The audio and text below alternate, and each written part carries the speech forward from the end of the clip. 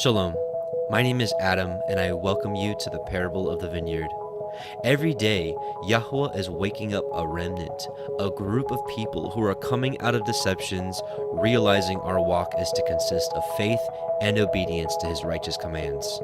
Each week, we read through and examine a portion of the Torah, allowing the Spirit of the Most High to guide, teach, and open our eyes and ears to the wondrous matters out of His law. Join us as we seek to be refined by His Word, preparing ourselves for the return of our King of Kings, being faithful and obedient, walking in His way, truth, and life.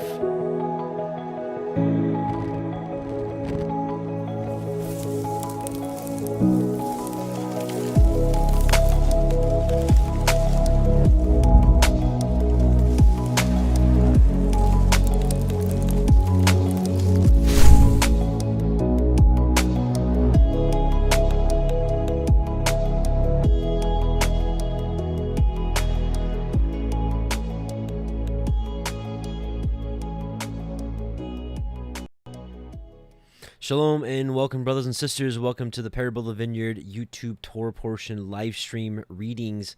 My name is Adam and I welcome you. This is week 8, Vayishlach, and what is it? And he sent, which is Genesis 32:4 through 36:43.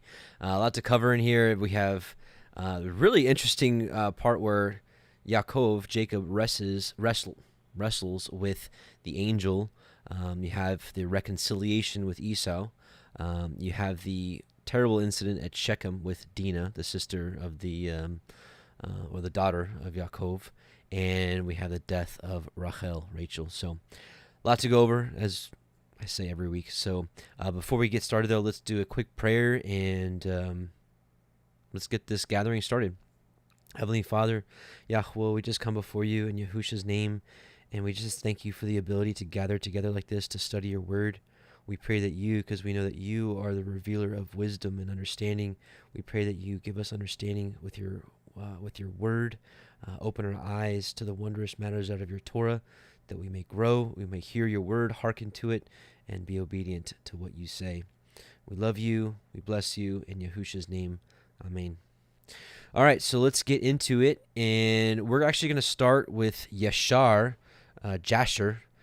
chapter 31, 64 through 77. This is kind of something that happens in between last Torah portion and this week.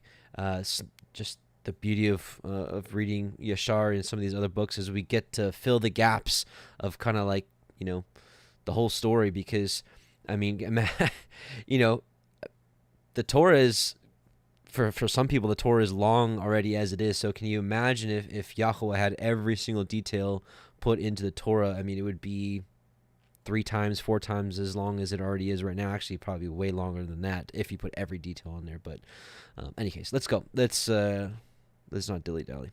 Okay, we're going to go with Jasher 31, 64 through 77. And again, what this is doing is fitting the gap in between what happened last week and now. And if just in case you weren't with us last week, what we ended with is when Jacob and Laban, when Laban came to take out Yaakov because he left unawares, and his images, his idols were stolen by Rachel, which he didn't find. They made a covenant because Laban had a dream where Yahweh told him, don't touch him, don't say good or bad to Yaakov, he's mine. And Laban was like, all right. So Laban told Yaakov, he's like, let's make a covenant, let's make a truce here. And they did. And what we found out in the book of Jasher is as soon as Laban left, he sent some of his messengers to go to Esau, because in his what we read from the text was what we could have assumed from the text was that Laban was like, oh, we made a covenant. I can't harm him, but that doesn't mean Esau can't harm him. So he went and let Esau know all the things that Yaakov had done. And and he lied, of course, as well, saying that he took his daughters by force and, these other kind of things. But so that's where we left off. And now we're going to see how Esau reacted when Laban's messengers told him all these things. So And Esau heard all the words of Laban's messengers, and his anger was greatly kindled against Yaakov, and he remembered his hatred, and his anger burned within him. And Esau hastened and took his children and servants and the souls of his household, being 60 men, and he went and assembled the children of Seir, the Horite, and their people, being 340 men, and took all this number of 400 men with drawn swords, and he went unto Yaakov to smite him. And Esau divided this number into several parts, and he took the 60 men of his children and servants and the souls of his household as one head, and gave them in care of Eliphaz his eldest son. And the remaining heads he gave to the care of the 6 sons of Seir the Horite, and he placed every man over his generations and children. And the whole of this camp went as it was, and Esau went amongst them toward Yaakov, and he conducted them with speed. And Laban's messengers departed from Esau and went to the land of Canaan. And they came to the house of Rebekah, the mother of Yaakov and Esau. And they told her, saying, Behold, thy son Esau has gone against his brother Yaakov with 400 men, for he heard that he was coming, and he has gone to make war with him, and to smite him, and to take all that he has.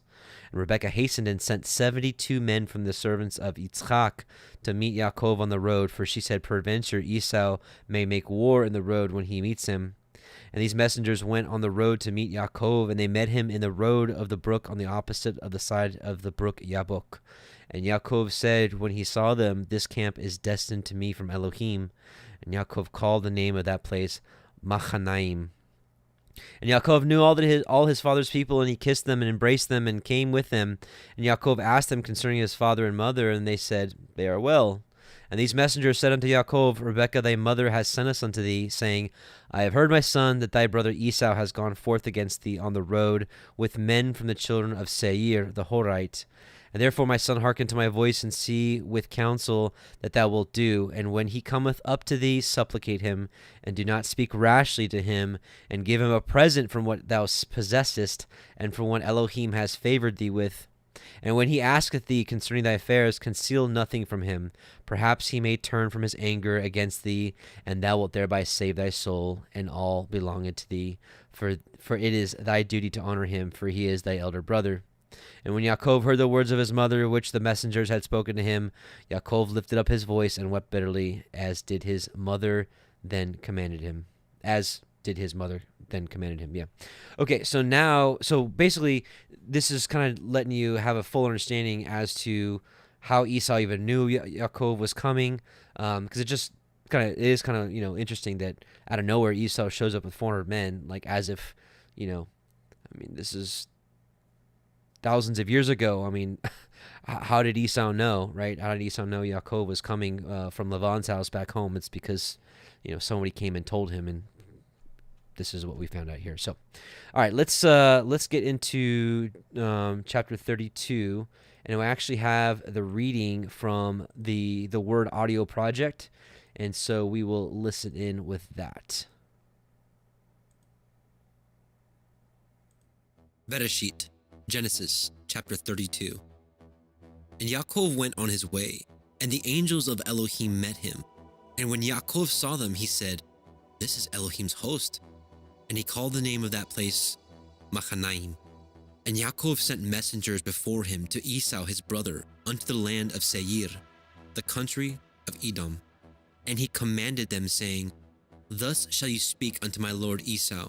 Your servant Yaakov says thus, I have sojourned with Laban, and stayed there until now. And I have oxen and asses, flocks, and men servants, and women servants. And I have sent to tell my lord that I may find grace in your sight. And the messengers returned to Yaakov, saying, We came to your brother Esau, and he also comes to meet you, and 400 men with him.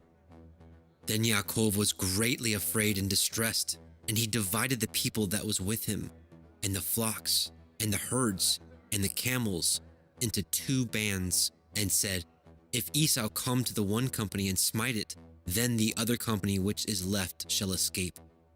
And Yaakov said, O Elohai of my father Avraham, and Elohai of my father Yitzchak, Yahweh, which said unto me, Return unto your country, and to your kindred, and I will deal well with you. I am not worthy of the least of all these mercies, and of all the truth which you have showed unto your servant. For with my staff I have passed over this Yarden, and now I am become 2 bands. Deliver me, I pray you, from the hand of my brother, from the hand of Esau, for I fear him, lest he will come and smite me, and the mother with the children. And you said, I will surely do you good, and make your seed as the sand of the sea, which cannot be numbered for multitude.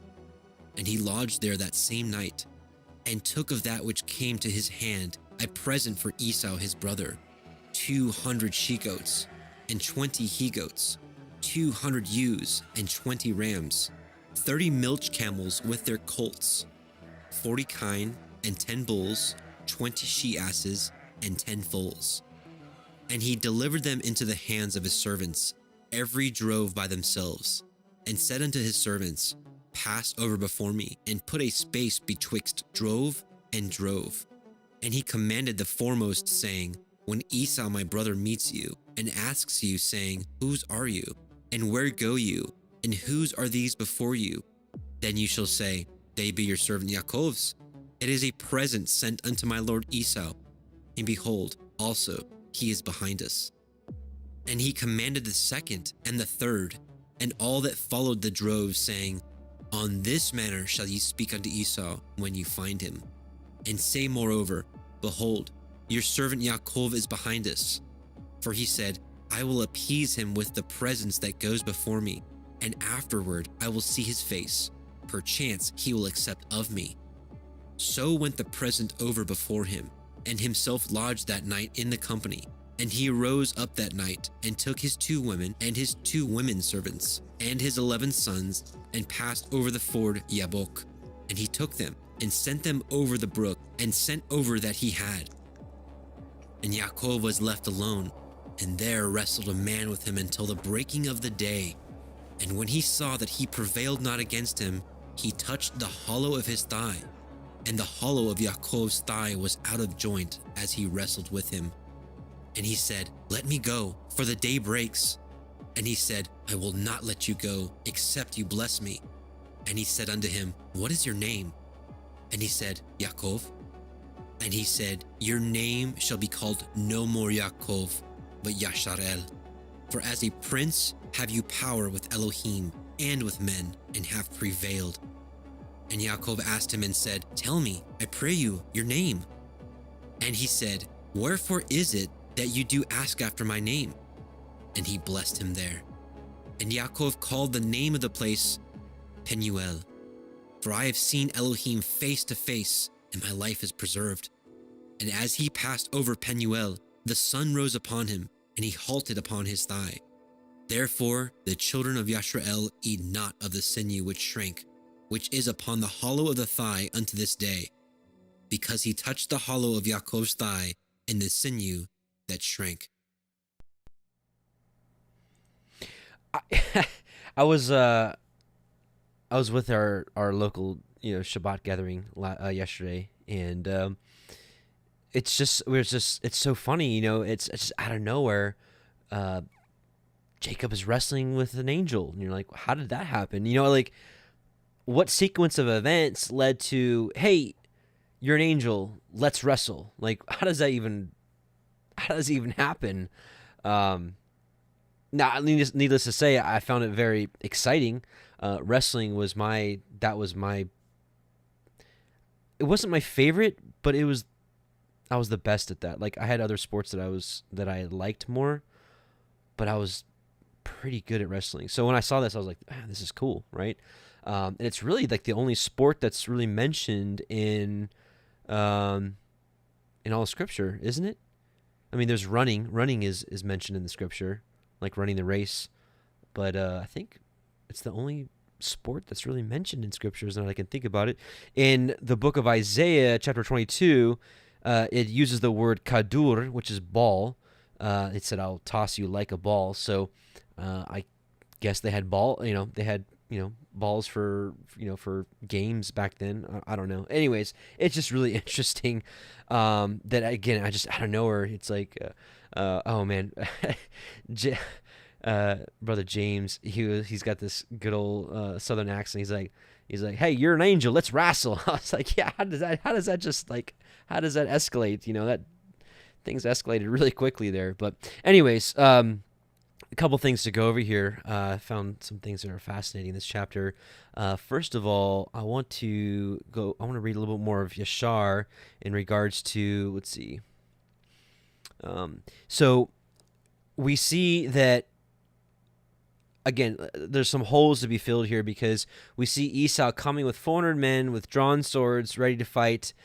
And sure, it could be that these gifts that Yaakov sent him, all these droves of animals, he could have been like, oh, wow, this is great. Okay, now, I forgive you. I love you.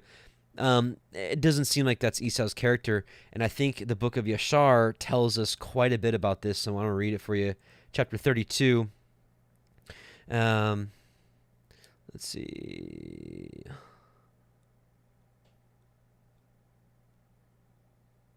Let's see here. Here we go. So Yaakov sends the messengers to Esau, right? And Esau answered them with pride and contempt and said to them, surely I have heard, and truly it has been told to me what Yaakov has done to Laban, who exalted him in his house and gave him his daughters for wives. And he begat sons and daughters, and abundantly increased in wealth and riches in Laban's house through his means. And when he saw that his wealth was abundant and his riches great, he fled with all belonging to him from Laban's house. And he led Laban's daughters away from their face of their father as captives taken by the sword without telling him of it. And not only to Laban has Yaakov done thus, but also he has done so and has twice supplanted me. And shall I be silent? Now therefore I have this day come with my camps to meet him, and I will do unto him according to the desire of my heart. And the messengers returned and came to Yaakov and said to him, we came to thy brother Esau, and we told him all thy words. And thus has he answered us, behold, he cometh to meet thee with 400 men. Now then know and see what thou shalt do, and pray before Elohim to deliver thee. And when he heard the words of his brother, which he had spoken to the messengers of Yaakov, Yaakov was greatly afraid, and he was distressed. So, and we saw here also in Genesis, it said that Yaakov was afraid. He was afraid. But the difference with what Yaakov and what many people do, Yaakov then takes that fear and turns to Yahweh with his heart and prays for deliverance from Yahweh. Now he's not looking for deliverance from man or any of man's devices, but from Yahweh alone. And Yaakov prayed to Yahweh as Elohim, and he said, O Yahweh, Elohim of my fathers, Avraham and Yitzchak, thou didst say unto me when I went away from my father's house, saying, I am Yahweh, Elohim of thy father Avraham, and the Elohim of Yitzchak. Unto thee do I give this land, and thy seed after thee. And I will make thy seed as the stars of heaven, and thou shalt spread forth to the four sides of heaven, and in thee and in thy seed shall all the families of the earth be blessed. And thou didst establish thy words, and didst give unto me riches and children and cattle, as the utmost wishes of my heart didst thou give unto thy servant. Thou didst give unto me all that I asked from thee, so that I lacked nothing. And thou didst afterwards say unto me, return to thy parents and to thy birthplace, and I will still do well with thee. And now that I have come, thou didst deliver me from Laban. I shall fall in the hands of Esau, who will slay me, yea, together with the mothers of my children. Now therefore, O Yahweh Elohim, deliver me, I pray thee, also from the hands of my brother Esau, for I am greatly afraid of him. And if there is no righteousness in me, do it for the sake of Avraham and my father Yitzchak. For I know that through kindness and mercy have I acquired this wealth. Now therefore I beseech thee to deliver me this day with thy kindness, and to answer me. And Yaakov ceased from praying to Yahweh, and he divided the people that were with him, with the flocks and the cattle, into 2 camps. And he gave the half to the care of Damasek, the son of Eleazar, Abraham's servant, for a camp. And with his children, and the other half he gave to the care of his brother Elianas, the son of Eleazar, to be for a camp with his children. So this is kind of cool. We saw how Eleazar was the head, the head servant of Avraham, and greatly loved and trusted by him. And so here Eleazar has sons that are also now in the service of his grandson Yaakov. So it's pretty cool. And he commanded them, saying, keep yourselves at a distance from your camps, and do not come too near each other. And if Esau come to one camp and slay it, the other camp at a distance from it will escape him. And Yaakov tarried there that night, and during the whole night he gave his servants instructions concerning the forces and his children. And Yahweh heard the prayer of Yaakov on that day, and Yahweh then delivered Yaakov from the hands of his brother Esau. Now here's how he did it. This is how Esau's mind got changed. And Yahweh sent 3 three angels of the angels of heaven, and they went before Esau and came to him. And these angels appeared unto Esau and his people as 2,000 men, riding upon horses furnished with all sorts of war instruments. And they appeared in the sight of Esau and all his men to be divided into 4 camps, with 4 chiefs to them. And one camp went on, and they found Esau coming with 400 men towards his brother Yaakov. And this camp ran toward Esau and his people and terrified them. And Esau fell off his horse in alarm, and all his men separated from him in that place, for they were greatly afraid. And the whole of the camp shouted after them when they fled from Esau. And all the warlike men answered, saying, Surely we are the servants of Yaakov. Who is the servant of Elohim, and who then can stand against us? And Esau said unto them, Oh, then my lord and my brother Yaakov is your lord, whom I have not seen for these 20 years. And now that I have come this day to see him, do you treat me in this manner?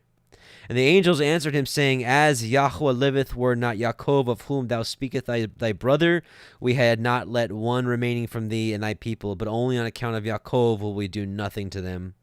And this camp passed from Esau and his men and went away. And Esau and his men had gone from them about a league when the second camp came towards him with all sorts of weapons. And they also did unto Esau and his men as the first camp had done unto them. And when they had left it to go on, behold, the third camp came toward him, and they were all terrified. And Esau fell off the horse. And the whole camp cried out and said, Surely we are the servants of Yaakov. Who is the servant of Elohim, and who can stand against us? And Esau again answered them, saying, Oh, then, Yaakov my lord, and your lord is my brother, and for 20 years I have not seen his countenance, and hearing this day that he was coming, I went this day to meet him, and do you treat me in this manner? And they answered him and said unto him, As Yahweh liveth, were not Yaakov thy brother, as thou didst say, we had not left a remnant from thee and thy men, but on account of Yaakov, of whom thou speakest, being thy brother, we will not meddle with thee or thy men. And the third camp also passed from them, and he still continued on his road with his men toward Yaakov.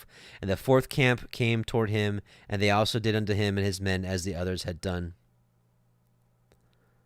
And when Esau beheld the evil which the 4 angels had done to him and to his men, he became greatly afraid of his brother Yaakov, and he went on to meet him in peace. And Esau concealed his hatred against Yaakov because he was afraid of his life on account of his brother Yaakov, and because he imagined that the 4 camps that he had lighted upon were Yaakov's servants. So we'll stop there on Yashar and go back to Genesis. So pretty interesting. So that is how Esau's anger and his intent to kill Yaakov was subdued by these angels appearing to him as thousands of men in an army. So pretty interesting.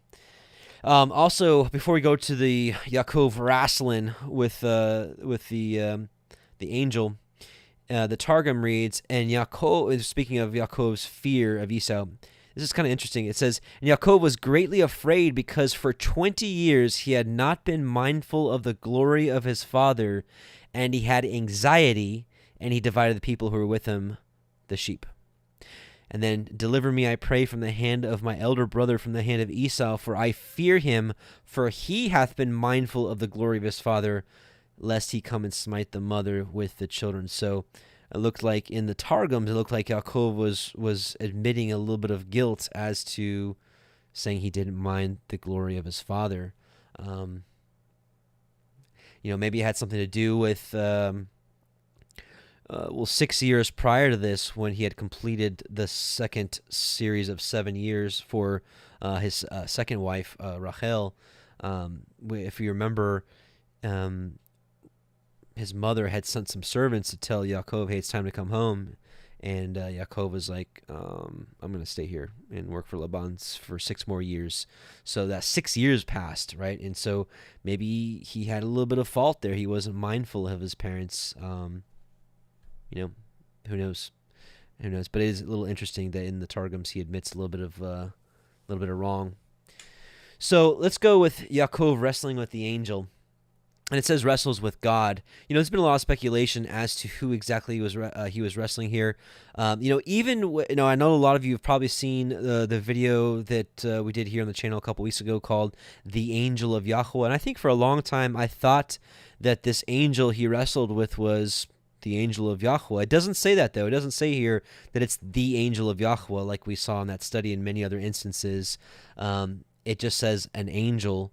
But nevertheless, I think for a long time I thought it was Yahusha, but in reading the Targums, I think it finally settled for me who this is, and I think it may interest you who we find out this is. So let's actually read that in the Targums, and it says right here, "And Yaakov remained alone beyond Jubekah, and an angel contended with him in the likeness of a man," right? "And he said," so the angel said, "Hast thou not promised to give the tenth of all that is thine? And behold, thou hast 10 sons and 1 daughter. Nevertheless, thou hast not tithed them." Immediately he set apart the firstborn of the 4 mothers, and there remained 8. And he began to number from Shimeon, and Levi came up for the 10th. And maybe this is why, as we read in the book of Exodus, Exodus, that when Yahweh was talking about the requirement of the firstborn, it said that Levi, the sons of Levi, would be in the place of all the firstborn sons of all of Yashrael. So interesting there. So here we go. Now listen, here's where it gets interesting. Michael answered and said, "Yahweh of the world is thy lot. On account of these things he," Michael, "remained from Elohim at the torrent till the column of the morning was ascending. And he saw that he had not power to hurt him. And he touched the hollow of his thigh, and the hollow of Yaakov's thigh was distorted in his contending with him. And he said, Let me go, for the column of the morning ascendeth. And the hour cometh when the angels on high offer praise to Yahweh of the world, and I am one of the angels of praise. But from the day that the world was created, my time to praise hath not come until now. And he said, I will not let thee go until thou bless me. And he said, What is thy name? And he answered, Yaakov. And he said, Thy name shall no more be called Yaakov, but Yashrael, because thou art magnified with the angels of Yahweh and with the mighty, and thou hast prevailed with them. And Yaakov asked and said, Show me now thy name. And he said, Why dost thou ask for my name? And he blessed Yaakov there.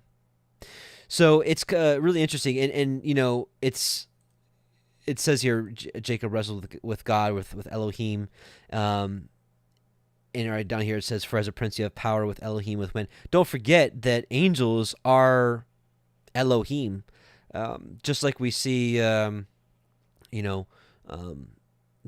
command, do not revile the Elohim. And so many times, Yahweh had rebuked Yashrael for going after other Elohim. I mean, it's one of the commandments, have no other Elohim other than Yahweh. Well, he wouldn't say that if there wasn't other Elohim. And that was specifically referring to the fallen Elohim that came down to man, showed him not all the secrets, showed them some of the secrets, and then men ended up worshiping them as Elohim. And these fallen angels also taught them how to bow down to images and sorcery and all these kind of things. So certainly, if these fallen angels are considered Elohim, Michael would be considered Elohim, like that, not like Elohim like Yahweh or Yahusha, but a type of Elohim, right? They're immortal. That's Elohim. And even Yahusha says, is it not written in your law that ye are Elohim, ye are gods, right? Maybe not yet. Maybe after the resurrection and that have the likeness of angels, or like in the book of Baruch, it says greater than the excellence of angels and equal to the stars. Maybe at that point, maybe that's a prophetic statement that Yahusha is talking about that he's referring to in the Psalms. But I don't know. Again, I'm still testing the Targums. The Targums to me is not. I haven't solidified that it is just straight up genuine truth and we accept everything that it says. I'm still in the testing phase. I have to say I've been very blessed by reading them, and I have to say personally, I feel the matter settled in my mind that it was Michael. That's just where I'm at. So again, when I had these conversations, when I do these Torah portions, I really don't want to position myself as a teacher, because I still have a lot to learn myself. I'm new to Torah like many of you are, and I'm learning as I go, and I've just felt led to share what my personal studies have produced with what I believe Yahweh may be showing me and making connections with scriptures and those kind of things. So, like I say often, I'm discussing these things as if we were hanging out in my living room, and I'm just sharing with you what I currently believe at this point. Any case, so it's really interesting. And one other thing, it's in here, since we're here, it says that the angel had renamed him. His name is no longer Yaakov, but your name shall be Yasharel, or Israel, or Yisrael. I've kind of gone back and forth on what I believe is the right pronunciation of it. Is it Israel? Is it Yisrael? Is it Yasharel? Once again, I like Dr. Pigeon's research on this, and so I'm gonna put this in the chat if you guys want to take a look at it for yourself. I'll try to make sure I put it in the comments section. But I think he has a really good case. We're not going to go over this because we already have enough to go over tonight. But he actually has a video here at the bottom too, if you want to check it out. I think he did his homework, and I think I'm going forward with Yasharel instead of Yisrael or Israel. So, any case, let's go on. So let's go to chapter 33. Okay, so here, 33. And Yaakov lifted up his eyes and looked, and behold, Esau came, and with him 400 men, and he divided the children unto Leah, and unto Rachel, and unto the two handmaids. And he put the handmaids and their children foremost, and Leah and her children after, and Rachel and Joseph hindermost. So he put like the most loved in the back and the least loved in the front. I guess that's what he's doing here. It's something we talked about last year, and is it okay to have a favorite child? And I asked this. I have 5 of them, and I do have one child that I kind of favor a little bit, and I ask myself if that's right. We see certain things like Yahweh says, Yaakov I loved and Esau I hated. He has preference. He had preference of selecting Avraham. And I think as parents, if that's the case, we should probably be diligent to not let that be so apparent. I think we can actually also learn from what happened with Yaakov and Yosef, where he favored him so much and he gave him that coat of many colors. It made all of his brothers upset and mad and sad. So even though I kind of have my favorite, I do my best not to let it show. And, maybe even some point, I'm kind of rebuking myself, saying that maybe I shouldn't even be that way.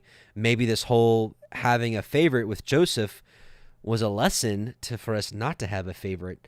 I don't know. Again, I'm just not really a teacher. I'm just sharing some of my inner thoughts on what's right and what's not right, because this is Torah, and Torah has become my life, and I want it to be intertwined with my every being. So what was the lesson learned about having a favorite? With Yosef, it's okay to have a favorite, or we shouldn't have a favorite. And I'm, if you have an opinion on this, I'd love to hear your opinion in the comments section. Unfortunately, in the live chat right now, I won't be able to read the live chat, but if you can put it in comments, I really want to know what you think about this, because I still have some things to settle with this matter.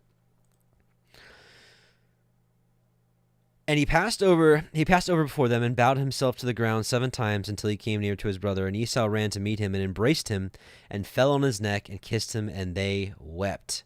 And he lifted up his eyes and saw the women and the children and said, "Who are those with you?" And he said, "The children which Elohim has graciously given your servant."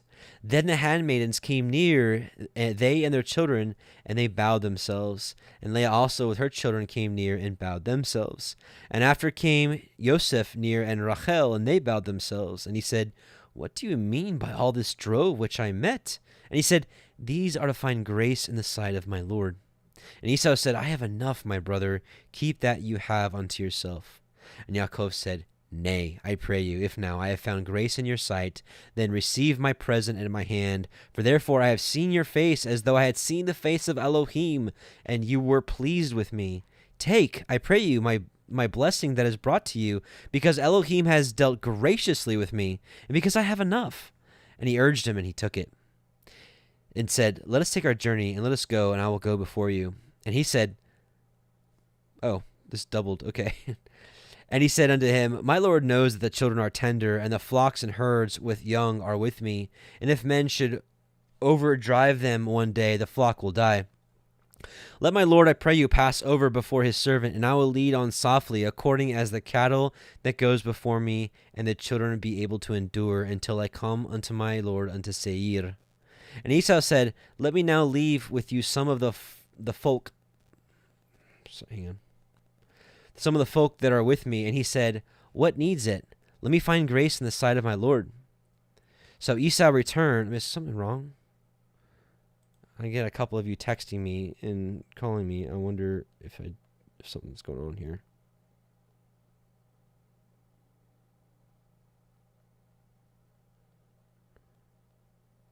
Someone's saying that I can't find my YouTube channel. Okay. You guys seem to be in here, okay?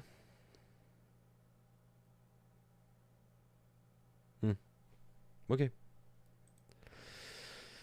Okay, someone just texted me, said that my YouTube channel was down. Okay, never mind. All right, sorry about that. I usually don't look at my phone, but I saw quite a few of you that I know watch these or were texting me, so I wanted to make sure that something wasn't wrong with the stream or something. Oh, okay. Okay. Thanks, Ty. Ty's like, I can hear you just fine. All right, here we go. And Esau said, Let me now leave with you some of the folk that are with me. It's probably supposed to be flock. No, maybe folk. And he said, What needs it? Let me find grace in the sight of my Lord. So Esau returned that day on his way to Seir. And Yaakov journeyed to Succoth and built him a house and made Sukkot booths for his cattle. Therefore the name of that place is called Sukkot. And Yaakov came to Shalem, a city of Shechem, which is in the land of Canaan. And then he came from Padan Aram and pitched his tent before the city. And he bought a parcel of a field where he had spread his tent at the hand of the children of Hamor, Shechem's father, for 100 pieces of money. And he erected there an altar and called it El Elohai Yashar El. So, all right. Let's see here. And then as far as this last verse here, and he erected an altar, in the Targums it reads, And he raised there an altar, and there he gave the tithes, which he had set apart of all that he had before Elohim, the Elohim of Yashrael. So, showing that he is performing the oath of the tithes. Okay. Chapter 34. And Dinah, the daughter of Leah, which she bore unto Yaakov, went out to see the daughters of the land. And when Shechem, the son of Hamor, the Hivite, prince of the country, saw her, he took her and lay with her and defiled her. And his soul clave unto Dinah, the daughter of Yaakov, and he loved the damsel and spoke kindly unto the damsel. And Shechem spoke unto his father Hamor, saying, Get me this damsel to be my woman. And Yaakov heard that he had defiled Dinah, his daughter. Now his sons were with his cattle in the field, and Yaakov held his peace until they were come. And Hamor, the father of Shechem, went out unto El Yaakov to commune with him. And the sons of Yaakov came out of the field when they heard it, and the men were grieved, and they were very wroth, because he had wrought folly in Yashrael, in lying with Yaakov's daughter, which thing ought not to be done. And Hamor communed with him, saying, The soul of my son Shechem longs for your daughter. I pray you give him to be his woman. And make ye marriages with us, and give us your daughters unto us, and take our daughters unto you, and ye shall dwell with us, and the land shall be before you. Dwell, and trade ye therein, and get you possessions therein. And Shechem said unto her father, and unto her brethren, Let me find grace in your eyes, and what ye shall say unto me, I will give. Ask me never so much dowry and gift, and I will give according as ye shall say unto me. But give me the damsel to be my woman. And the sons of Yaakov answered Shechem and Hamor his father deceitfully. There it is again. This is something that we've been talking about the last couple of weeks, and what we talked about actually yesterday in our Shabbat gathering is, we see this quite a bit. And, Steve Mutri actually put a video out on this. I can't remember the title of it, but, is it ever okay to lie? We know the commandment is thou shalt not bear false witness, but we see the men of Yashrael using deceit sometimes, sometimes when it's necessary, sometimes to preserve life. I don't ever want to justify lying, but if some information can be withheld to save a life or to do something in righteousness, is that okay? What is Yehu, and a sister brought this up yesterday at the gathering, it kind of in going along with this, Yahusha himself said, be therefore wise as serpents. He could have used any frame of reference he wanted to, but he used serpent. So he said, be wise as serpents and harmless as doves. So I asked that, and the only reason I asked that is in the times we're living in when the world, Egypt, whatever you want to call it, Babylon, is closing in on everything. Is this a time where we could use, if they're being deceitful with us, can we then in turn be deceitful back with them to preserve our lives or to preserve health? Because let's talk about the masks again.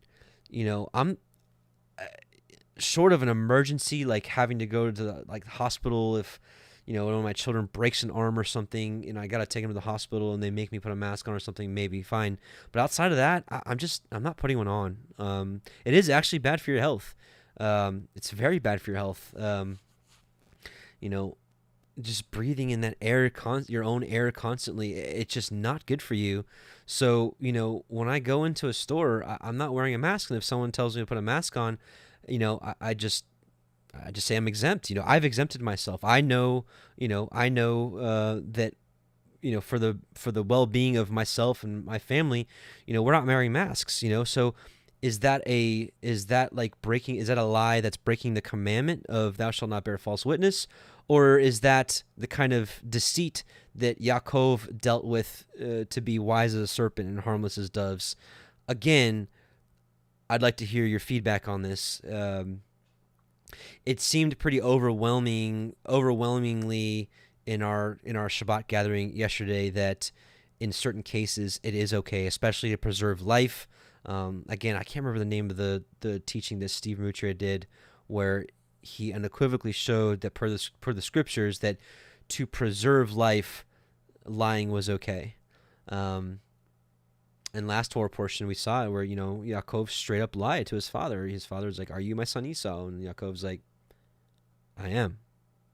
And I'm treading very carefully here because a lot of you that have been watching this channel, you guys know that I came from a utterly horrible life of sin, and I used to be a liar. I was a liar, and sometimes I lie just to lie.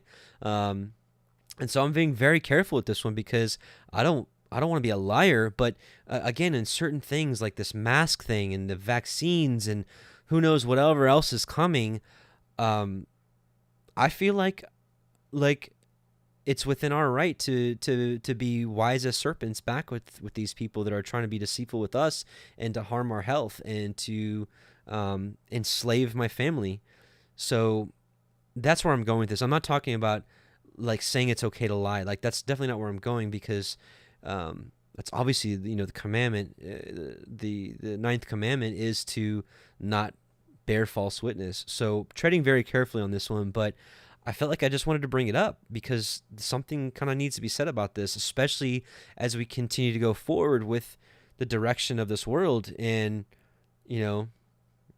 if you want to go with that, with what Paul says to obey the government, well, fine, then go ahead, obey the government, stick that vaccine in your arm, put that mask on your face all day long.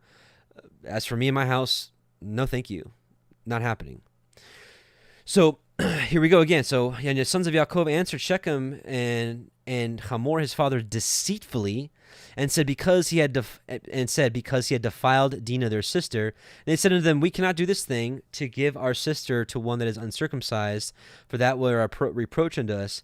But in this will we consent unto you, if ye will be as we be, that every male of you be circumcised, then we will give our daughters unto you, and we will take your daughters unto us, and we will dwell with you, and we will become one people. But if you will not hearken to us to be circumcised, then we will take our daughter, and we will be gone. And their words pleased Hamor and Shechem Hamor's son.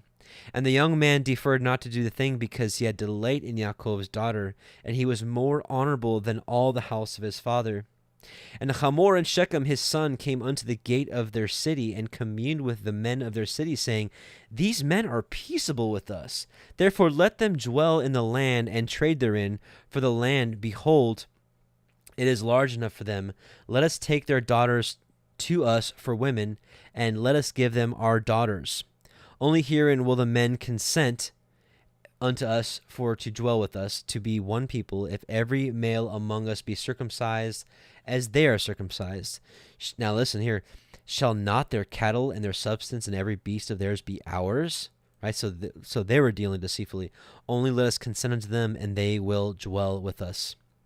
And unto Hamor and unto Shechem his son hearkened all that went out of the gate of his city, and every male was circumcised, all that went out of the gate of his city. And it came to pass on the third day, when they were sore, that two of the sons of Yaakov, Shimon and Levi, Dinah's brethren, took each man his sword, and came upon the city boldly, and slew all the males. And they slew Hamor and Shechem his son with the edge of the sword, and took Dinah out of Shechem's house, and went out. The sons of Yaakov came upon the slain, and spoiled the city, because they had defiled their sister. They took their sheep, and their oxen, and their asses, and that which was in the city, and that which was in the field, and all their wealth, and all their little ones, and their women they took captive, and spoiled even all that was in the house. And Yaakov said to Shimon and Levi, ye have troubled me to make me stink among the inhabitants of the land, among the Kenaim and the Perizim, and I being few in number, they shall gather themselves together against me, and slay me, and I shall be destroyed, I and my house. And they said, should he deal with our sister as an harlot? So, in any case,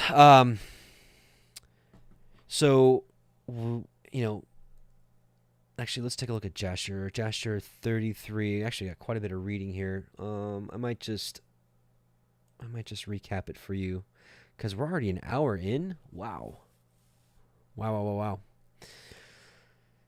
So, for your own study, read the book of Jasher, all of 33, and up to verse 37 in chapter 34, and it gives all the extra details about what happens here, the interaction between Shechem, Hamor. It does make it very clear in Yashar, because some Torah teachers will say that Shechem did not take her by force. It was not rape, that it was consensual, just because, the book of Genesis doesn't make it very clear. The book of Yashar makes it extremely clear that he raped her big time, and that her father sent some servants to get her. And when the servants came from Yaakov's house, Shechem had, Dinah in his arms, and he was kissing all over her. And so the servants went back and was like, not good. So it mentioned that Dinah was 12 years old when this happened. So that kind of adds, to me, that adds a lot of, fuel to the fire. I can only imagine. I've got a 13-year-old daughter, and if something like that happened, oof. Oh man.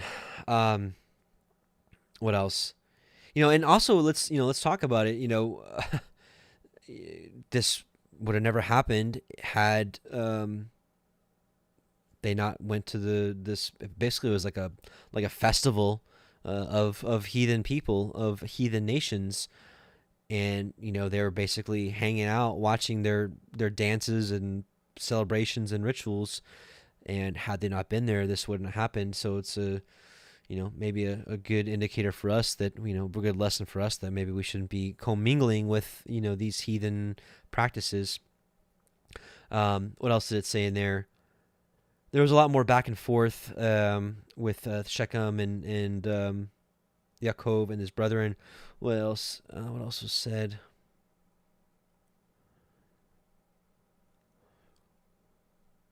Anyways, it was also revealed that this is something that the people of Shechem did quite often.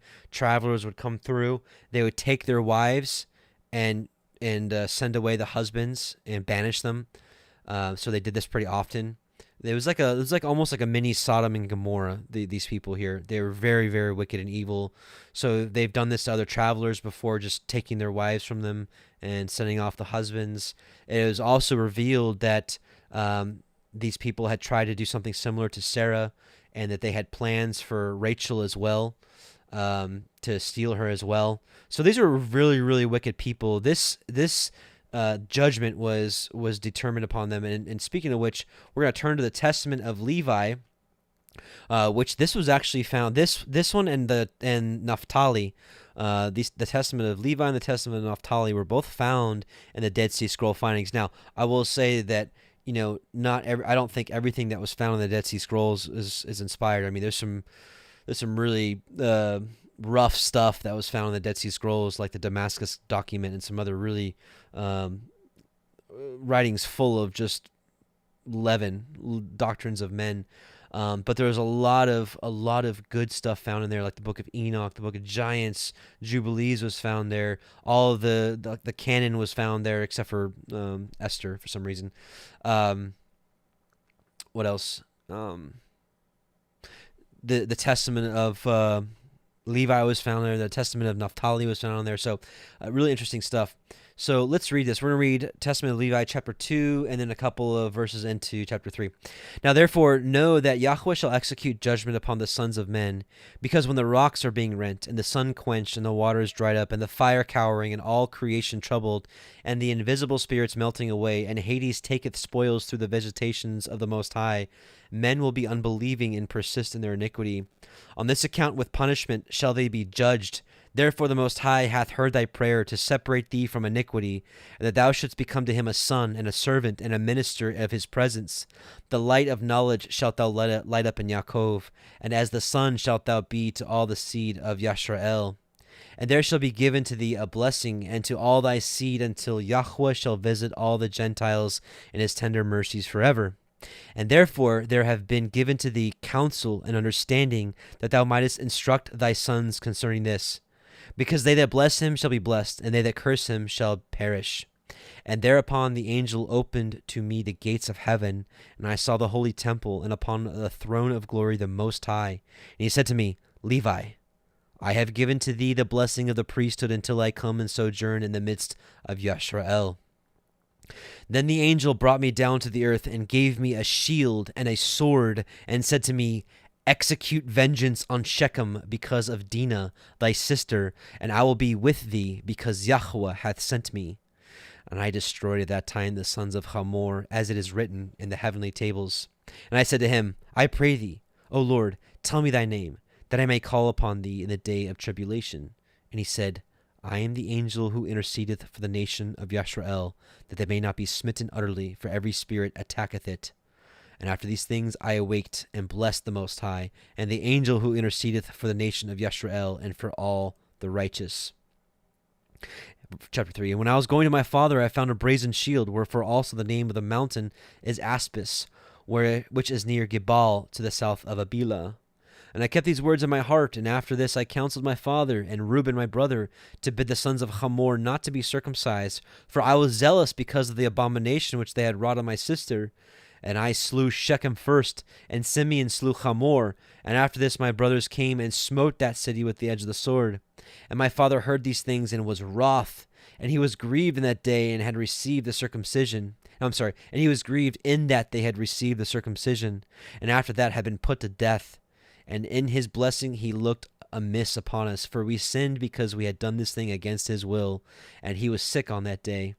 But I saw that the sentence of Elohim was for evil upon Shechem, for they sought to do to Sarah and Rebekah as they had done to Dinah our sister, but Yahweh prevented them. And they persecuted Abraham our father when he was a stranger, and they vexed his flocks when they were big with young.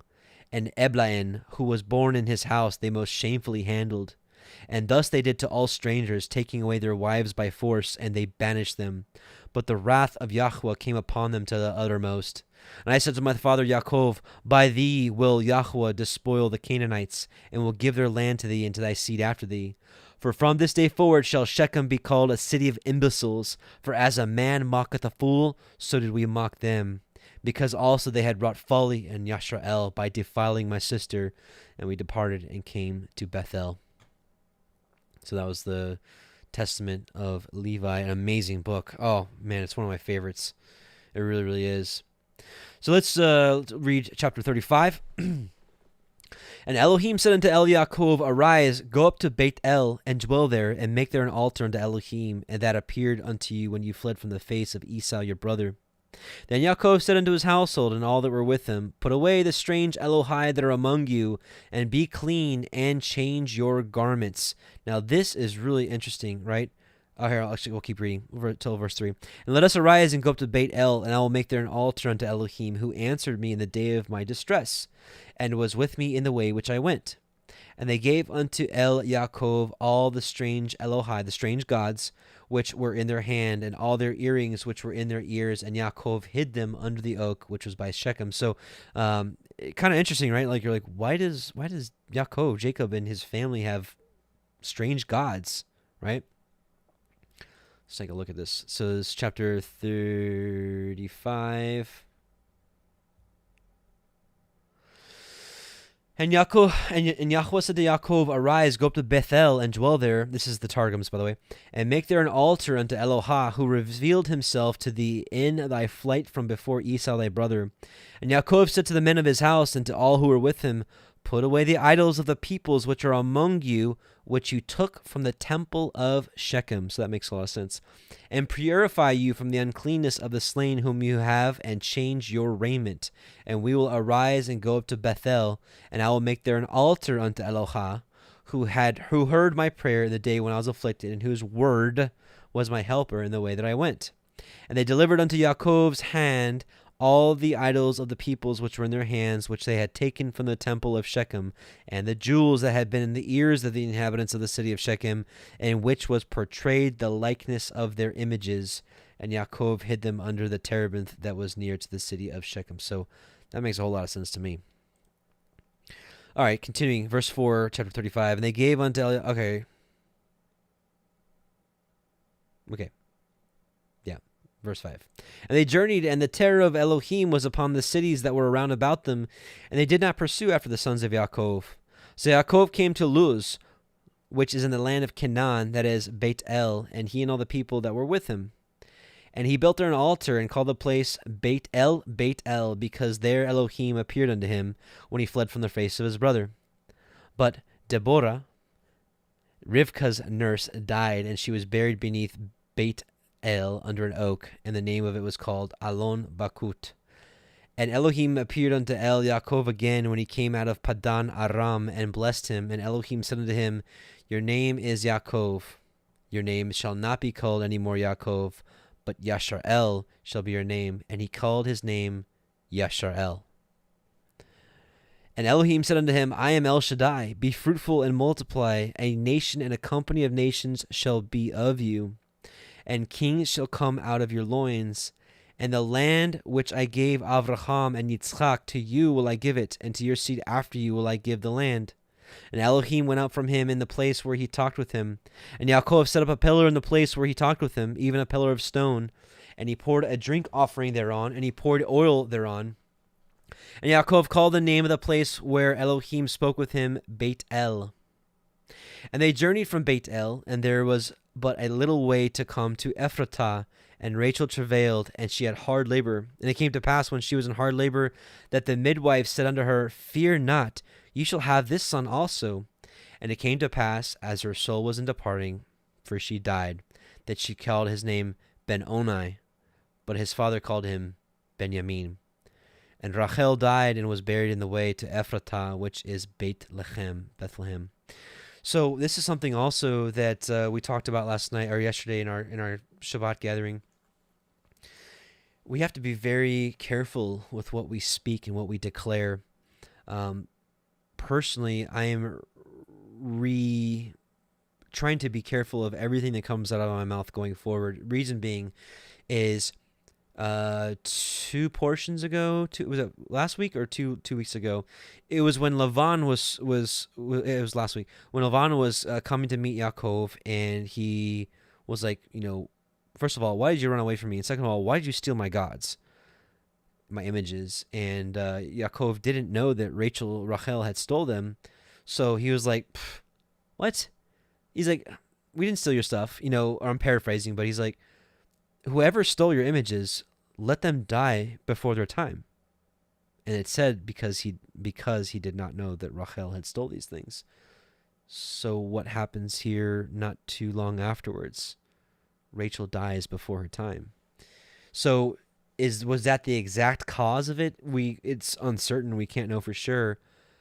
But I have a feeling that Yaakov's words were so powerful that he manifested that. Is just from it's from where I'm at right now with that. And I think that's a huge lesson for us in our day. We have to be very careful with what we say. Some of our brothers and sisters were really talking about some interesting things, even just in the English language. Like, let's talk about the word spelling, right? Spell, right? Spelling. It's almost like casting a spell.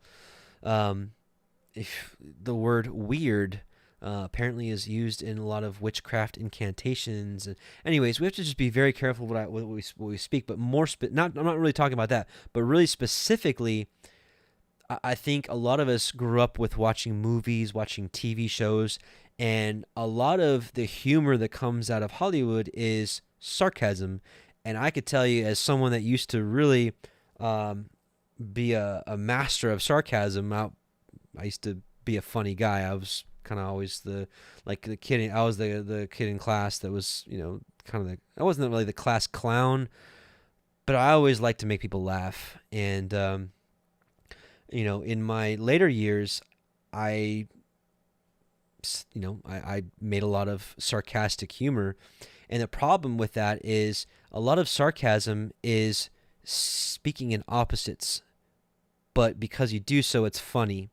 And so we have to be very careful, and I think we need to shed a lot of that because even though you're saying it sarcastically and funny-like, you're still saying it. And we know that Yahusha says, by even every idle word shall be held against you, and by thy words thou shalt be justified, and by thy words thou shalt be condemned. So trust me, I am not sitting on a soapbox here and being like, you guys need to watch your mouth. I need to watch my mouth because I find myself saying things all the time that I don't want to say. Like, even like little things, like I'd be like, oh, I bet you that since I don't want to bet you, I don't want to gamble, I don't want to bet you anything. So why am I saying I'm going to bet you that you won't, that this or that? Like, even things like that, I'm really catching myself and be like, wait, I don't want to bet. Why am I saying that? So I think we all need to check ourselves and take a real good look at how we speak and the things we say. And I think we need to be very careful because we may not want to manifest. I mean, even the things like when you're mad and be like, oh, I'm so dumb. Why do you want to put that on yourself? Why do you want to, or I'm such an idiot. Like, why do you want to put that on yourself? And I'm asking myself because these are things that are ingrained in my mind because of just how I spoke for a long time.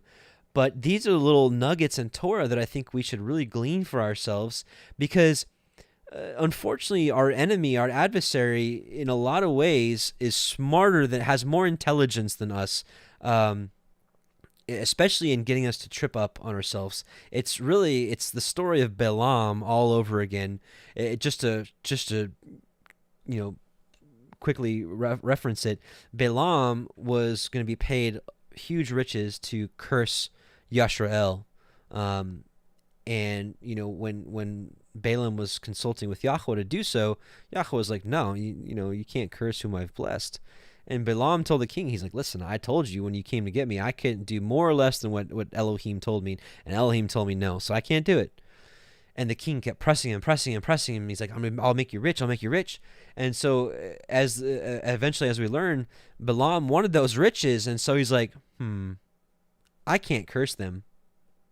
but I can get them to curse themselves. So I'm going to get them nice and drunk. We're going to put these beautiful women outside their tents. They're going to eat of the pagan sacrifice, and they're going to curse themselves. And they did. They cursed themselves. And so Hasatan, how much more does Hasatan want us to curse ourselves? And so he puts humor out there for us to curse ourselves. He puts, profane and abominable food all over the place. There's pork in everything almost. You really have to watch it. I mean, it's in everything. It's in refried beans. It's in a lot of cheeses. It's in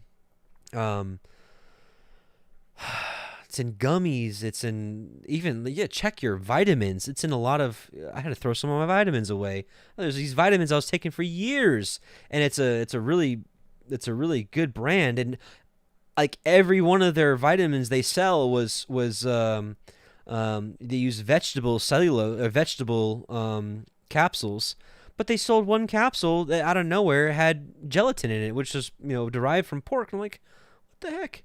So, anyways, all I'm saying is that Hasatan really wants us to trip up on ourselves, and so all I'm saying is just watch what you say, watch what you may manifest, because you very well may manifest it. It's very possible that you could manifest it, and so don't speak death in your life. Speak life. Speak words of life, and speak words that you actually want to say. Anyways, I'm beating a dead horse. So you get my point. Verse 20. And Yaakov set up a pillar upon her grave, that is the pillar of Rachel's grave unto this day. And Yashrael journeyed and spread his tent beyond Migdal Eder. And it came to pass when Yashrael dwelt in that land, that Reuben went and lay with Bilhah his father's concubine, and Yashrael heard it. Now the sons of Yaakov were 12. Now let's stop there, because same thing, like boom, this happens, and then that's it. You're like, whoa, okay, what? Reuben slept with his father's wife? Okay, weird. So here's the testament of Reuben, and let's read a little bit about Reuben.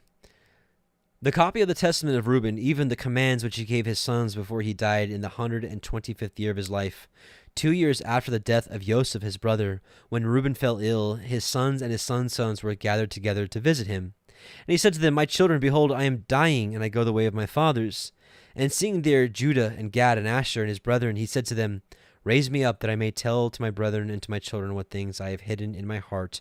For behold, now at length I am passing away. And he arose and kissed them, and said unto them, Hear, my brethren, and do ye, my children, give ear to Reuben your father in the commands which I give unto you. And behold, I call to witness against you this day the Elohim of heaven, that ye walk not in the sins of youth, and in fornication, wherein I was poured out, and defiled the bed of my father Yaakov.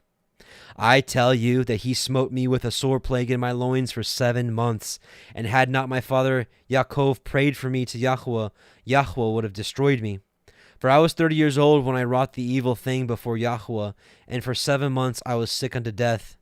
And after this I repented with set purpose of my soul for 7 years before Yahweh. Now this is what we don't get in Genesis, that we get in the testament of Reuben. Reuben repented with all that he had. And wine and strong drink I drank not, and flesh entered not into my mouth, and I ate no pleasant food, but I mourned over my sin, for it was great, such as had not been in Yashrael. And now hear me, my children, what things I saw concerning the 7 spirits of deceit when I repented. This is kind of interesting. 7 spirits, therefore, are appointed against man, and they are the leaders in the works of youth. And 7 other spirits are given to him at his creation, that through them should be done every work of man. The first is the spirit of life, with which the constitution of man is created. The second is the sense of sight, with which ariseth desire. The third is the sense of hearing, with which cometh teaching. The fourth is the sense of smell, with which tastes are given to draw air and breath. The fifth is the power of speech, with which cometh knowledge. The sixth is the sense of taste, with which cometh the eating of meats and drinks, and by it strength is produced, for in food is the foundation of strength. The seventh is the power of procreation and sexual intercourse, with which through love of pleasure sins enter in. Wherefore it is the last in order of creation, and the first in that of youth, because it is filled with ignorance, and leadeth the youth as a blind man to a pit, and as a beast to a precipice. Beside all these, there is an eighth spirit of sleep, with which is brought about the trance of nature and of the death. And with these spirits are mingled the spirits of error. First, the spirit of fornication is seated in the nature and in the senses. The second, the spirit of insatiableness in the belly. The third, the spirit of fighting in the liver and in the gall. The fourth is the spirit of obsequiousness and chicanery, that through officious attention one may be fair in seeming. This is like someone that's deceitful in their ways to seem, pleasant or righteous in people's eyes, but deep down inside, this is like what Pharisees. This is like a perfect definition of Pharisees. The fifth is the spirit of pride, that one may be boastful and arrogant. The sixth is the spirit of lying and perdition and jealousy, to practice deceits and concealments from kindred and friends.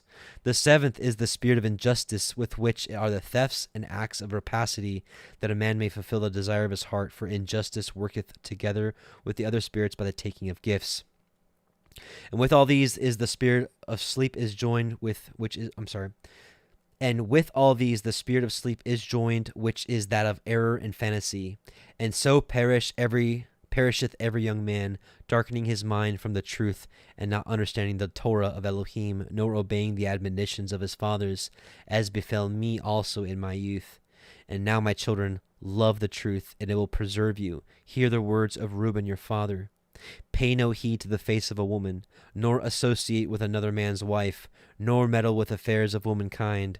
For had I not seen Bilhah bathing in a covered place, I had not fallen into this great iniquity. What does that remind you of? That reminds you of what David had, right? So if David had not seen Bathsheba bathing, he probably would not have worked what he worked. For my mind taking in the thought of the woman's nakedness, suffered me not to sleep until I had wrought the abominable thing.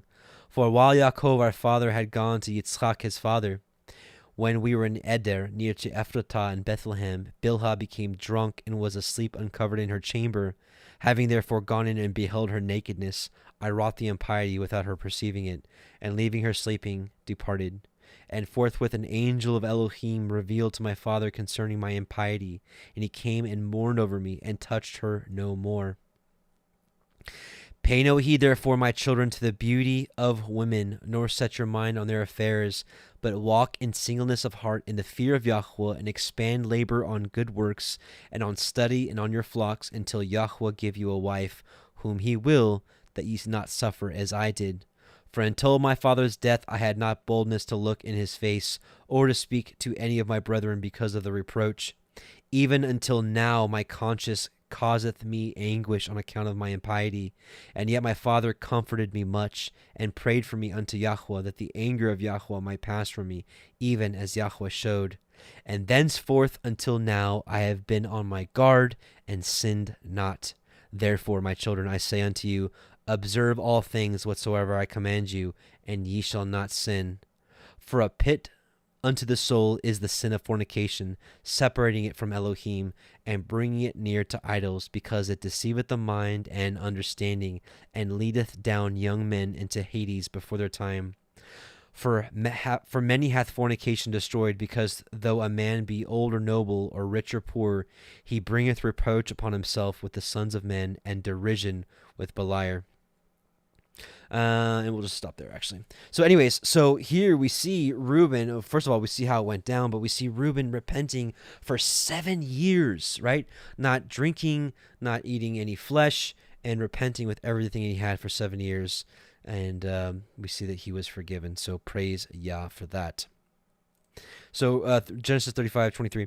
The sons of Leah, Reuben, Yaakov's firstborn, and Shimon, and Levi, and Yehuda, and Yissachar, and Zebulun. The sons of Rachel, Yosef, and Benjamin. The sons of Bilhah, Rachel's handmaid, Dan, and Naphtali. And the sons of Zilpah, Leah's handmaid, Gad, and Asher. These are the sons of Yaakov, which were born to him Padan Aram. And Yaakov came unto Yitzchak his father, unto Mamre, unto Kiryat Arba, which is Hebron, where Abraham and Yitzchak sojourned. And the days of Yitzchak were 180 years, and Yitzchak gave up his ruach, and died, and was gathered unto his people, being old and full of days, and his sons Esau and Yaakov buried him. And so last chapter of the night, we're just going to go quickly through this. This is the lineage of Esau. Now, there actually are two interesting little nuggets we can pull from this. Excuse me. Genesis 36. Now these are the generations of Esau, who was Edom. Esau took his woman of the daughters of Canaan, Ada, the daughter of Elon, the Hittite, and Aholibama, the daughter of Anna, the daughter of Tzivon, the Hivite, and Basemat, Yishmael's daughter, sister of Neviot. And Ada bore to Esau Eliphaz, and Basmath bore Reuel. And Aholibama bore Yeish, and Yalam, and Korach. These are the sons of Esau, which were born unto him in the land of Canaan. And Esau took his woman, and his sons, and his daughters, and all the persons of his house, and his cattle, and all his beasts, and all of his substance which he had got in the land of Canaan, and went into the country from the face of his brother Yaakov. For their riches were more than that they might dwell together, and the land wherein they were strangers could not bear them because of their cattle. Thus dwelt Esau in Mount Seir. Esau is Edom. And these are the generations of Esau, the father of Edom, in the Edomim, in Mount Seir. These are the names of Esau's sons: Eliphaz, the son of Ada, the woman of Esau; Reuel, the son of Basmath, the woman of Esau. And the sons of Eliphaz were Teman, Omar, Zepho, and Gatam, and Kenaz. And Timnah was concubine to Eliphaz, Esau's son, and she bore to Eliphaz Amalek. And we know who Amalek was. We read about him in the book of Numbers quite a bit. These were the sons of Ada, Esau's woman.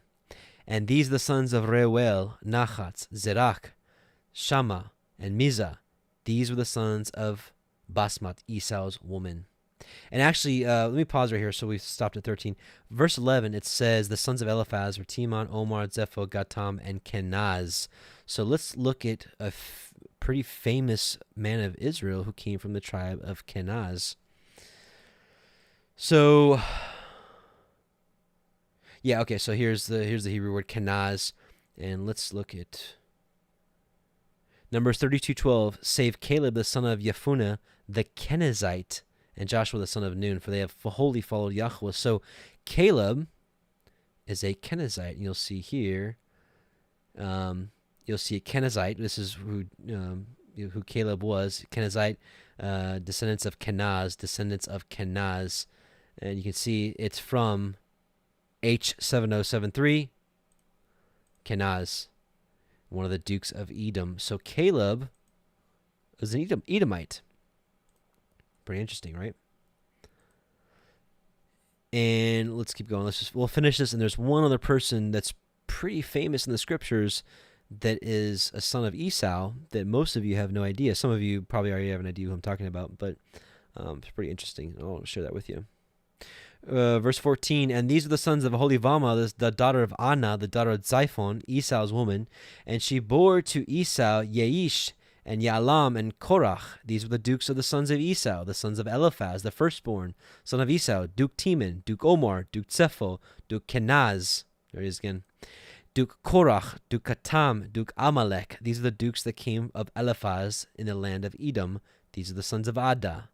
And these are the sons of Reuel, Esau's son, Duke Nachat, Duke Zerach, Duke Shammah, Duke Mizah.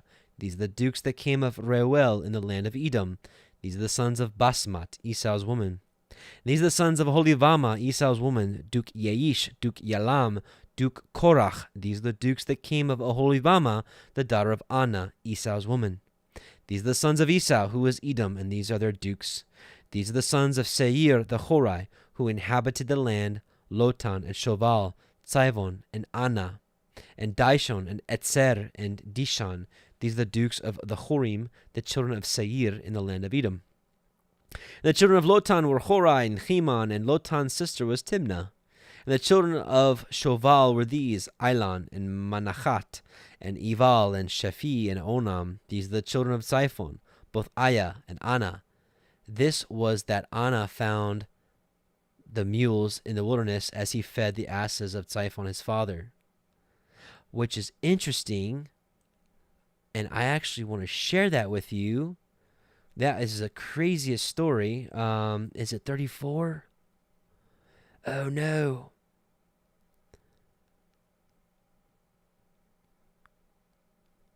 because here's another. This is another. Interesting thing that connects the book of Jasher being true.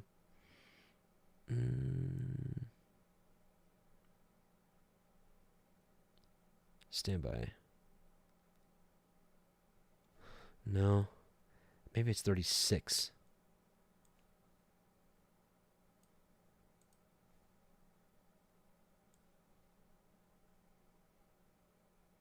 Yes. Check this out. So here's another nugget to tell you the book of Jasher is true. Listen to this. Let's read it again. Genesis 36:24. And these are the children of Ziphon, both Aya and Anna. This was that Anna that found the mules in the wilderness as he fed the asses of Ziphon, his father.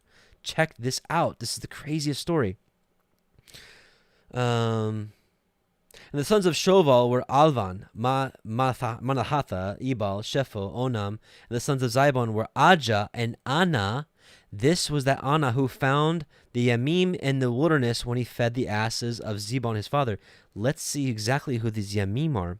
And whilst he was feeding his father's asses, he led them to the wilderness at different times to feed them.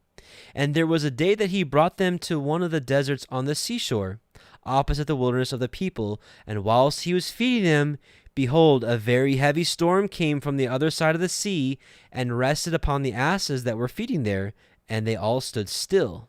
Check this out.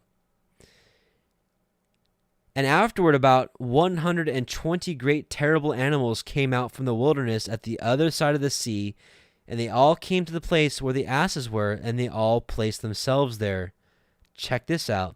And those animals, from their middle downward, were in the shape of the children of men.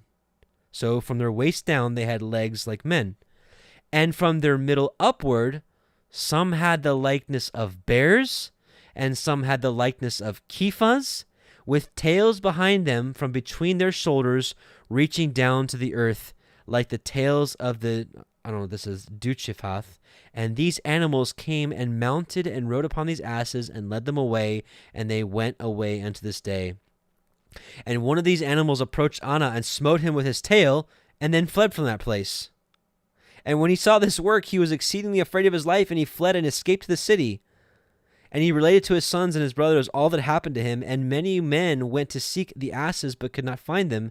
And Anna and his brothers went no more to that place from that day following, for they were greatly afraid of their lives. So crazy. So he's got these asses, and he's feeding them, and then all of a sudden this crazy storm comes in out of nowhere, and then 120 of these chimeras come out that have legs of a human and bodies of bears, and I guess they're like minotaurs, right? And they ride these asses and take them out, and they're like, see ya. But one of them walks up to Anna and is like, I'm going to whip you with my tail, and then walk away. Whoa, crazy. But moral of the story is, here it is, and these are the children of Ziphon, both Aya and Anna. This was that Anna that found the mules in the wilderness as he fed the asses of Ziphon, his father. So where are you going to find that story of what happened here? Right? These are the children of Ziphon. So how do we know what this is unless we had the book of Yashar? And the children of Anna were these, Dishon and Aholibama, the daughters of Anna. And these are the children of Dishon, Hemdan, and Eshban, and Yithran, and Cheran. These are the children of Etzer. And the children of Etzer are these, Bilhan, and Zavan, and Akan. The children of Dishon are these, Utz, and Aran. These are the dukes that came of the Chorim, Duke Lotan, Duke Shoval, Duke Ziphon, Duke Anna, Duke Dishon, Duke Etzer, Duke Dishon. These are the dukes that came of Horai, among their dukes in the land of Seir. And these are the kings that reigned in the land of Edom before there reigned any king over the children of Yashrael. And Bela, the son of Beor, reigned in Edom, and the name of his city was Dinchaba. And Bela died, and Jobab, the son of Zerach of Botzra, reigned in his stead. And Jobab, you probably know who I'm talking about here at this point, and Chutzam, the land of Timani, reigned in his stead. And Husham died, and Hadad, the son of Bedad, who smote Midian in the field of Moab, reigned in his stead, and the name of his city was Avit. And Hadad died, and Samlah of Masrekah reigned in his stead, and Samlah died. And Shaul of Rehoboth by the river reigned in his stead. And Shaul died, and Baal Hanan, the son of Akbor, reigned in his stead. And Baal Hanan, the son of Akbor, died, and Hadar reigned in his stead. And the name of his city was Pau, and his woman's name was Meheyatavel, the daughter of Matred, the daughter of Me-Zachav. And these are the names of the dukes that came of Esau, according to their families, after their places, by their names: Duke Timnah, Duke Alia, Duke Yethet, Duke Oholibama, Duke Elah, Duke Pinon, Duke Kenaz, Duke Timon, Duke Mitzvar, Duke Magdiel, Duke Iram. These be the dukes of Edom, according to their habitations in the land of their possession. He is Esau, the father of the Edomim.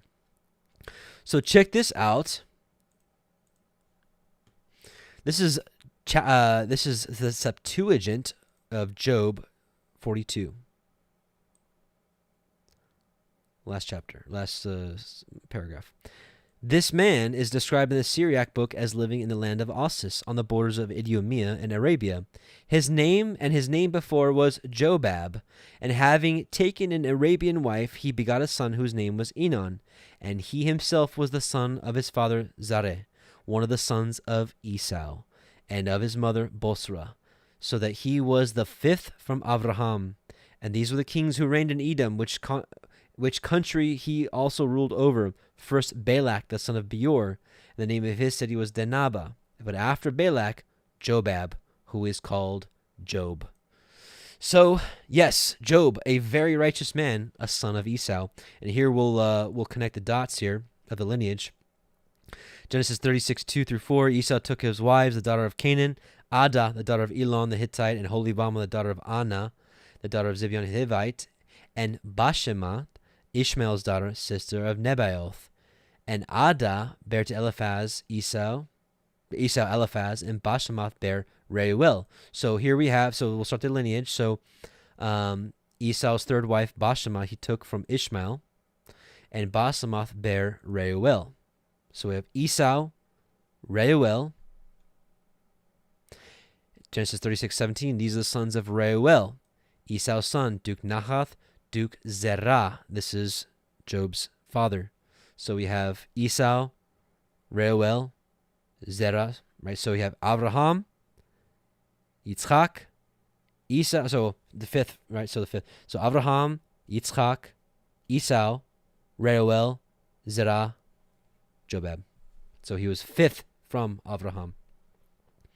So, okay, so Reuel, Zerah, and then Genesis 36, 33-34, and Bela died, and Jobab, the son of Zerah of Bozrah, reigned in his stead, and Jobab died in the land of Temani, reigned in his stead. So, in any case, pretty interesting, and yeah. Oh, and then last thing, in the Targums, it reads, and the sons of Eliphaz were Teman, Omar, Zephu, and Gatam, and Kenaz, and Timnah. And Timnah was the concubine of Eliphaz, bar Esau, and she bare to Eliphaz Amalek. He is Eliphaz, the companion of Job. So, pretty interesting, right? So, a lot of interesting things, this portion. And again, I apologize that we didn't do this Friday night, but there, as you can see, this was a kind of a longer one, and there was a lot to go over. And towards the end of the night on Friday, I was getting pretty tired, so I apologize. But maybe we'll do this from time to time, because I know a lot of you would like to join these live, but it just gets too late on Friday nights. So maybe once in a while we'll do it like this. I'm not sure. I am thinking about long term about doing the Torah portions another night, other than doing them all in one night. So maybe one day I'll get your input on that and see where you all are on that. So. Anyways, so I pray that this was a blessing for you all, and I pray that you certainly maybe learned something. Maybe there's some things to think about. I know I put a couple questions out there, as far as looking for feedback on some things, because again, Yahweh gives a lot of us different portions of wisdom, and I certainly do not have it all. I know a lot of you have some wisdom and things that I don't have, and maybe I have some wisdom, some things that you don't have, and this is where I think we should just work together, because I think at the end of the day, we're all on the same team. Now, I know we're all on the same team. Well, those of us that are really searching for the truth, we're on the same team, right? And I want to learn from you, and I hope you can learn from me.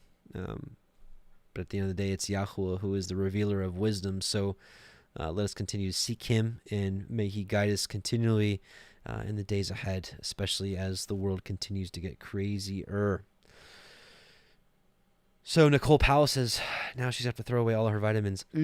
Just, double check it. If it's got gelatin, gelatin is made from pork. So sorry, but I'd rather you know than not know. And it's hidden in so many things. But the good news is there's a lot of substitutes for that. So, and a lot of them you can look for bovine gelatin, and then which bovine comes from the cattle families, which should be clean. So, anyways, so yeah, let's pray. We'll do the priestly blessing, and then I'll leave you with one of the songs that Jake and I are working on. I think it's one of the same songs I share with you all. It's my son's favorite. It's probably because it's a little grungier than the rest of the songs. Anyways, let's pray. Heavenly Father, Yahuwah Most High, we just come before you in Yahusha's name, and we thank you again for allowing us to have this assembly to where we can search your scriptures out together, and we pray that you continue to open our eyes and ears to hearing of your word, and not just to be hearers alone, but doers of your word, because we know that doers of your word will be justified. And we just praise you for giving us of Messiah Yahusha, that we may be reconciled to you, that we may be saved. And we thank you for opening our eyes to your Torah, that we may be found worthy, possibly, and to enter into the gates of New Jerusalem, and to drink freely of or eat freely of the tree of life. And we are so looking forward to spending eternity with you and with each other. We love you, we bless you, and please continue to open our eyes to the wondrous things out of your Torah. Amen and amen. Yevarechecha Yahuwah ve'yishmerecha Ya'er Yahuwah panav elecha v'chuneka Yisa Yahuwah panav elecha V'yasem lecha shalom. Yahuwah bless you and keep you. Yahuwah make his face shine upon you and be gracious unto you. Yahuwah lift up his countenance upon you and give you shalom. So, shalom family, I'm going to leave you with one of the songs we're working on. It's called, actually this song is called Parable of the Vineyard. We're working on the lyrics now and the tempo and everything.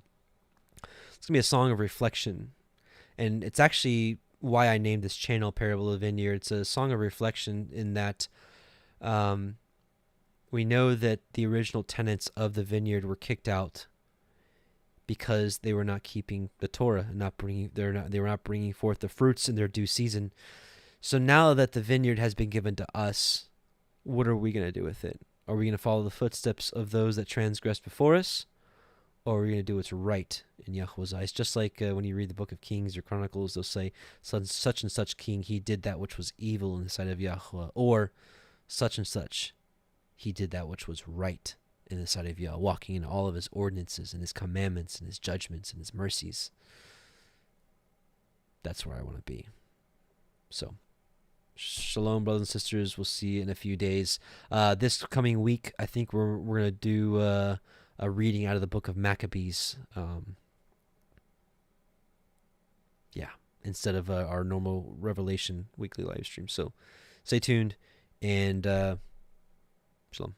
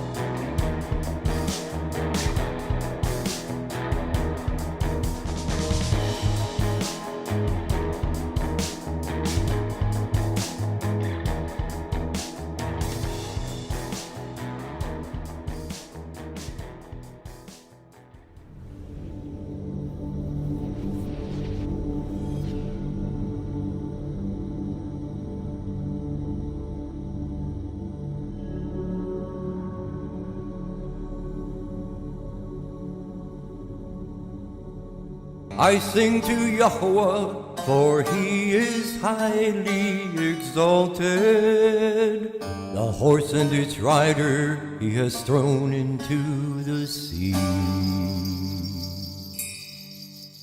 Yah is my strength and song, and he has become my deliverance. He is my El, and I praise him, Elohim of my father, and I exalt him. Yahweh is a man of battle, Yahweh is his name.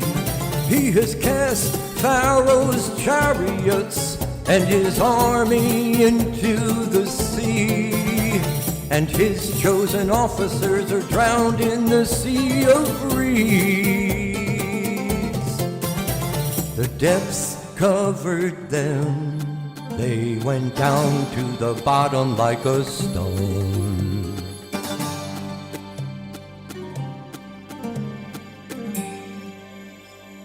Your right hand, O Yahuwah, has become great in power.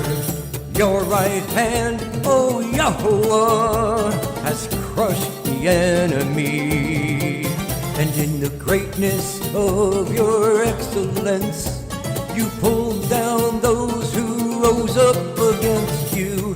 You sent forth your wrath, it consumed them like stubble, and with the wind of your nostrils, the waters were heaped up. The floods stood like a wall, the depths became stiff in the heart of the sea. The enemy said, I pursue, I overtake, I divide the spoil, my being is satisfied on them. I draw out my sword, my hand destroys them. You blew with your wind, the sea covered them, they sank like lead in the mighty waters. Who is like you, O Yahuwah, among the mighty ones? Who is like you, great in Kodeshah, awesome in praises, working wonders? You stretched out your right hand, the earth swallowed them. In your kindness, you led the people whom you have redeemed. In your strength, you guided them to your Kodesh dwelling. Peoples heard, they trembled. Anguish gripped the inhabitants of Pelasheth. Then the chiefs of Edom were troubled, the mighty men of Moab. Trembling grips them, all the inhabitants of Canaan melted. Fear and dread fell on them by the greatness of your arm. They are as silent as a stone, until your people pass over, O Yahuwah. Until the people whom you have bought pass over. You bring them in and plant them in the mountain of your inheritance, in the place, O Yahuwah, which you have made for your own dwelling, the Mikdash, O Yahuwah, which your hands have prepared. Yahweh reigns forever and ever.